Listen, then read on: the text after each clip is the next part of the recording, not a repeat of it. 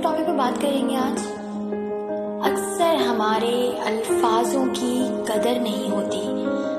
हम बोलते हैं और कोई उसको वैल्यू नहीं देता। ऐसा क्यों होता है?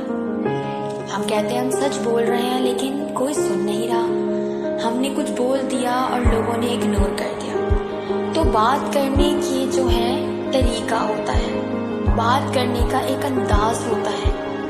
कौन सी बात किस वक्त करनी है, कब करनी है, किससे करनी है। जब हम ये बात नहीं समझ पाते तो फिर हमारी बात को इग्नोर कर दिया जाता है। हम अक्सर सच बोल रहे होते लेकिन हमारी उस बात को भी इग्नोर कर दिया जाता है, क्योंकि हर कोई ना सच समझ सकता है और ना शायद कभी कभी सच बोलने का वक्त होता है।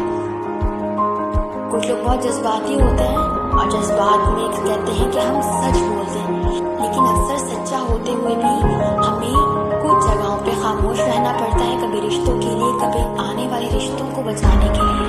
तो थोड़ी सी कोशिश कीजिए कि अपने अल्फाज कब, कहाँ, कैसे इस्तेमाल करने हैं।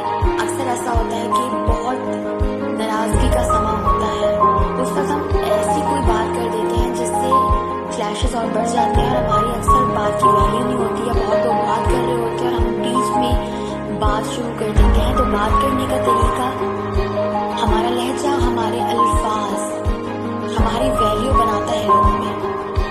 तो कोशिश कीजिए अपने अल्फाजों का चुनाव, अपना अंदाजे पे और किस वक्त कौन सी बात किससे करनी है, ये अपने अंदर चेंजेस लाइए। तो यकीन मानिए आपकी बात को बहुत वैल्यू दी जाएगी, आपको समझा जाएगा और ये इंसान की पर्सनैलिटी के लिए बहुत अच्छा होता है, रिश्तों के लिए बहुत अच्छा होता है। और खास इसमें ये बात होती है और सबसे अहम बात कि अल्फाजों का चुनाव अच्छी बात को बुरा और बुरी बात को अच्छा कर सकता है, नाराज दिलों को मना सकता है और मोहब्बत वाले रिश्तों को लड़वा भी सकता है। तो अपने अल्फाजों का चुनाव बहुत अच्छी तरह कीजिए। कब, कहाँ, किससे क्या बात करनी है, इस पे ध्यान दीजिए।